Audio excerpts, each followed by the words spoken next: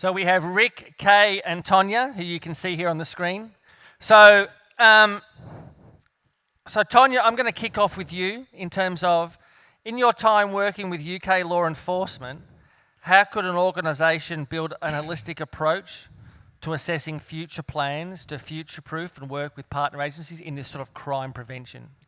Yeah, sure. Sorry. Well, I think firstly for me it starts with having a common language that we are all familiar with. We need to understand terminology, phrases, words as a collective, and that extends further to systems. Our systems need to interact. We need to have the correct data fields. They need to be comparable and compatible rather. And then beyond that, we also need to ensure that from the very get-go the data is accurate.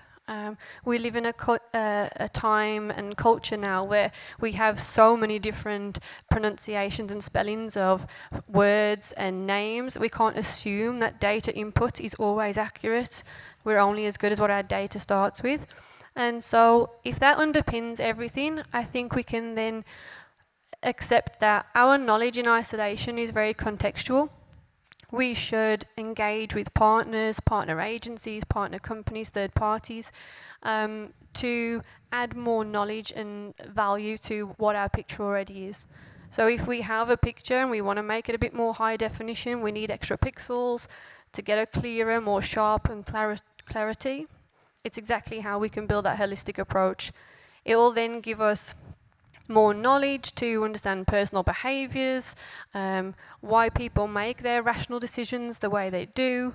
It will give us insight and fulfill intelligence gaps and enhance our due diligence on what are our personal motivations, whether it be criminal and it's from a financial perspective. Is it when we're looking at recruitment, are they very motivated individuals or competitive? And it just gives us a more rounded view, and that's where we could start with, I think. Thanks, Tonya. So, Kay, when we look at determination of a threat actor's capability and intent, how could we utilise criminology to sort of further expand our assessments and determination? Hello? Yes, you're on. Okay.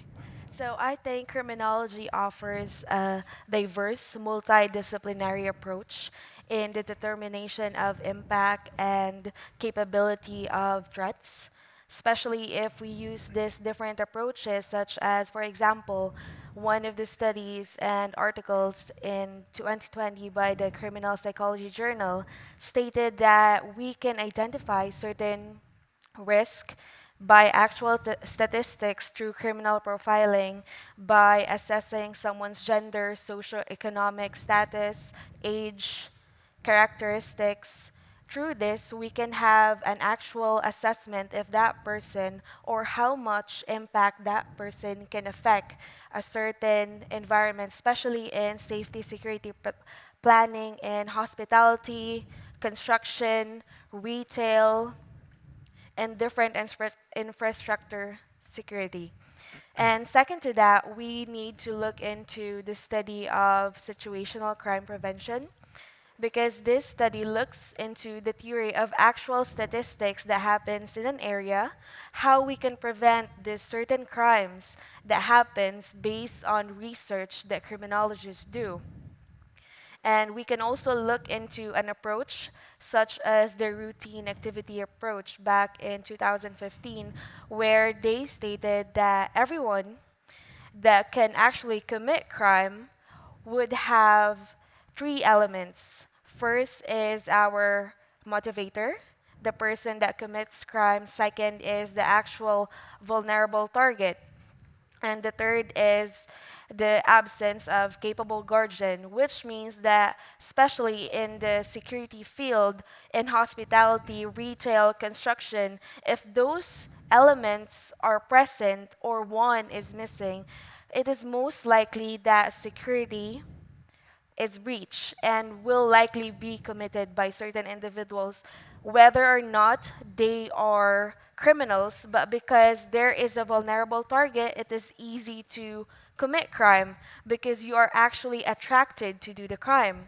Next is if someone is motivated, maybe for personal gain, threat, or impact in that area, he will commit that crime. And of course, when we are doing safety and security, we need to have an actual presence in the field that we are conducting the security. Because if that area, a certain breach or absence, it can give you the motivation to actually commit the crime just because it is easy to do such crimes. Thanks, Kay. So Rick, in your with your global kind of operational experience, how important was it for you to look at the statistical analysis in around the threat assessments to then justify what security that you implemented? Sure. First, for about 80% of you in the room, yes, I'm still alive and I haven't been lost in some jungle or African nation.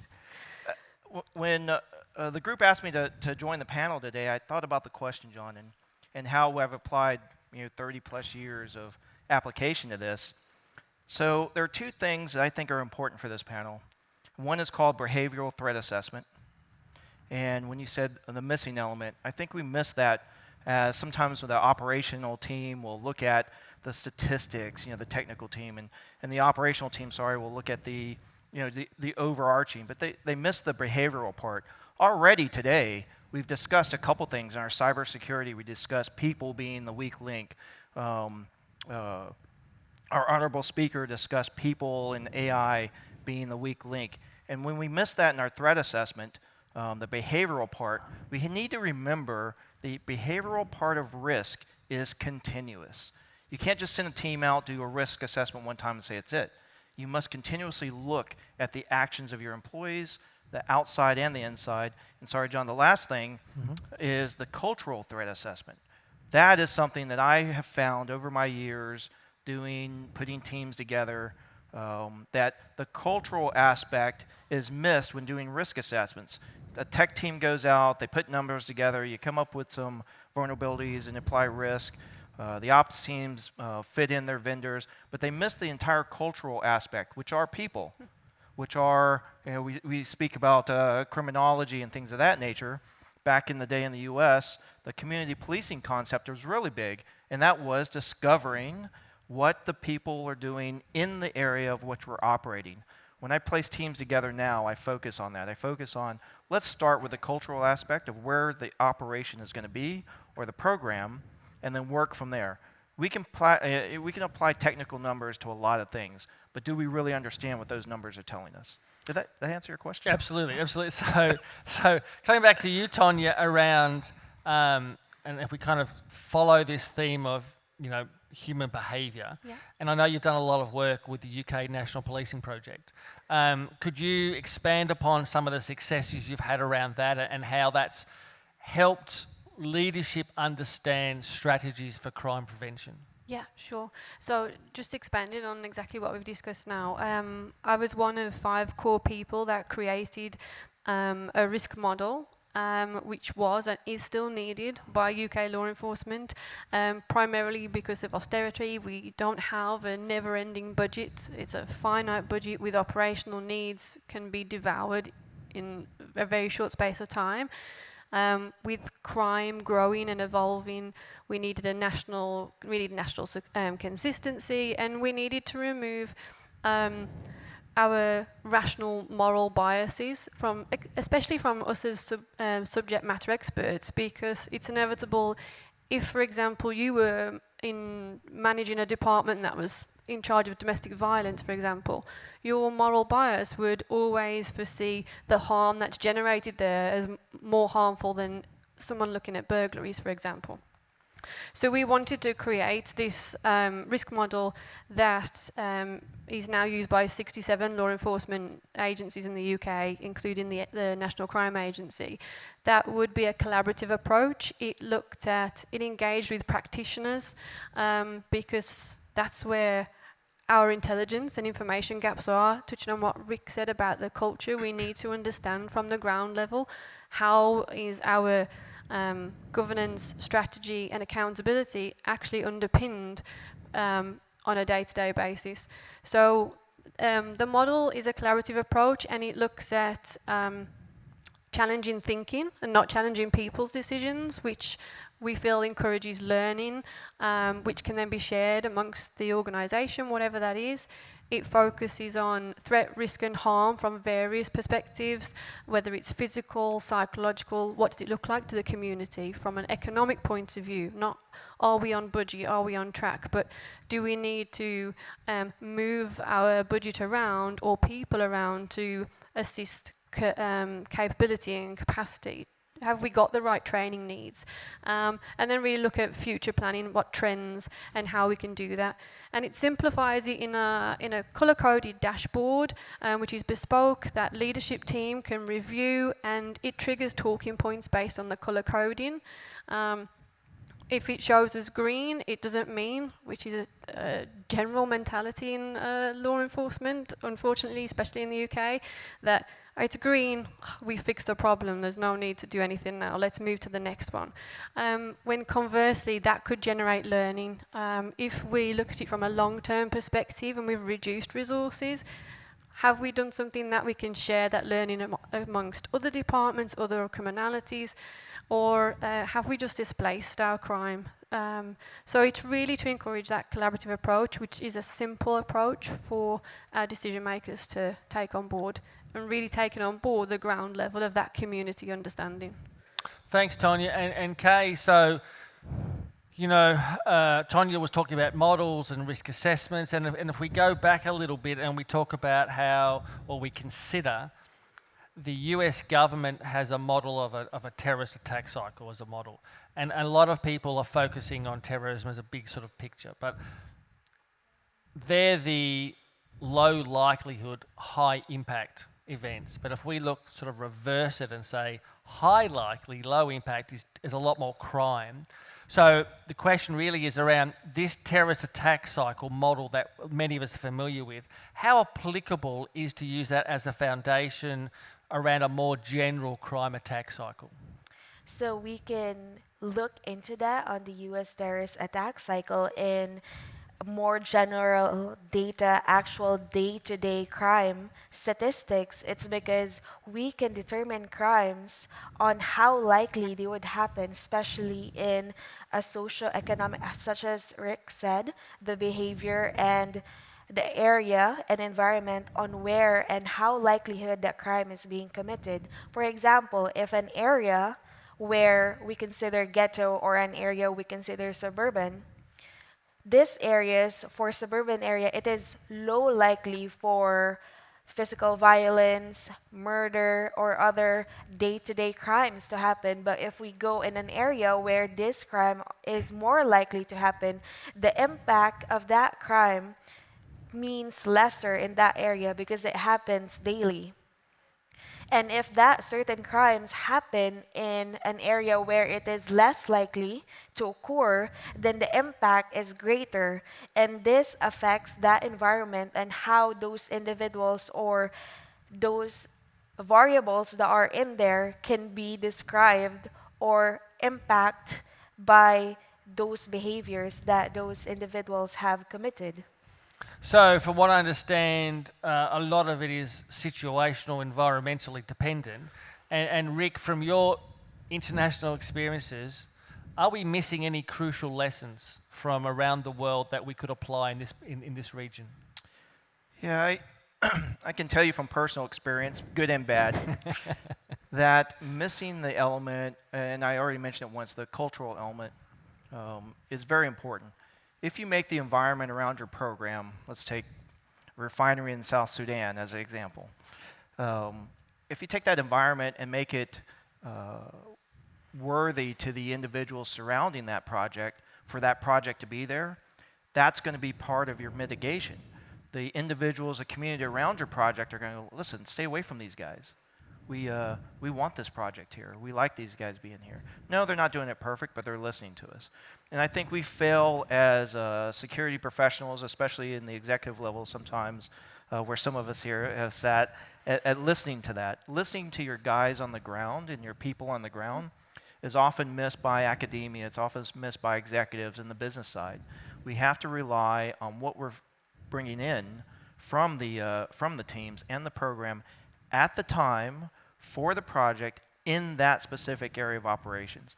I've heard a lot about modeling, and goodness knows I've used a lot of these modelings over the years, haven't we? And however, I find that the good teams go in, they look at the project, they look at the area around it, and they look at what's common and not common, and then try to determine what the risk and vulnerabilities are. Thanks. And in sort of towards wrapping up, Tonya, how could we summarise the benefits of applying some of these modern practices often referred to as criminology for both the private and the government sectors? I think we kind of all on exactly the same page. It's all about gaining as much knowledge and information as we can so we don't miss those opportunities for intervention on whether it's governmental or private sector. So I think if those criminological processes are designed around common languages and structures that are accredited, so we have faith and in the practice and the profession, we can then gain a huge holistic and collaborative informed high definition picture that we can use then to risk model, crime prevent, business model, whatever we need to do with that information. But it prevents those missed opportunities and interlinks us all together. Thanks, Tonya. Any final words, Rick? Yeah, sure. Sorry, guys. I'm looking at John's clock up here, and I feel like I'm in a jiu-jitsu tournament, so I just want to get through this. One of the big missing elements that we need to remember as executives and directors is that there's a huge education part to this that we fail to keep going. We need to educate our threat assessment teams. We need to educate our people, just like what was said in the cyber area. And we need to educate the area around us of what we're doing. Those three elements must be consistent. And I think we as security professionals miss that sometimes. We think, oh, we have this great model, but we don't continue educating ourselves like this conference, like many of the conferences are going on. And I think that's the purpose. And in my opinion, my humble opinion, that is one of the missing elements that I see. We need to continuously be educating ourselves, our employees, our teams, and the groups around us. Yeah. If that makes sense. Does yeah, that make definitely. Sense? It's all about future planning. It's not about let's risk assess and make a plan for fixing this problem right now. It's let's continue with that process and let's see it all the way through and continue to enhance completely. Yes, so before we end, I would like to add on what Rick and Tonya has said, that it is important to consider continuation and learning in risk assessment. That's what criminology offers. It's because they do actual research to get actual data and statistics on how much criminality has been occurring from a year or a month, a week in that area. So with those actual statistics, we can analyze and have data to base on which model that they have said that we can use and we can implement in that environment. And we can improve those models as we continue to do research, go in the field, have someone to actually experience what is happening in the field to get real-time data and analysis to do and give statistics that we can open to the world and of course to security and how they can have safety security planning to improve the construction, retail, hospitality, security in their fields. So I think with that, we as security professionals, we can say that continuing education would always be the best approach in having security improve more and more. Thank you. Can I take 5 more seconds? Go on, Rick. I just returned from doing a program in Cambodia, and I want to emphasize what everything we've said about behavioral and people. So what I had learned is that when the Khmer Rouge had gone into Cambodia, they basically wiped out all the critical thinking. They killed all the teachers, they killed all the engineers, they killed all the doctors. And so you had these generations of critical thinking that were lost, however, very durable people. And that changed the way we taught our programs. It changed the way we did the protective operations. It changed a lot of things because we adjusted the risk models. We adjusted the educational programs to that understanding that critical thinking had been lost for a little while. But we took advantage of the other things. And I think that's what we need to do when we talk about risk. When I advised the critical national infrastructure here as well, the same thing. It was is look at things differently, look at new things, and look forward. Continuous education, continuous practical education as well is very important. Thanks for, I took all the seconds. I think I lost the round, I think. No medal that's for me. fine. Look, thank you very much. And I really like this panel because it had a good blend of academia and operations, and nicely overlapped. So if you could join me in thanking our panel.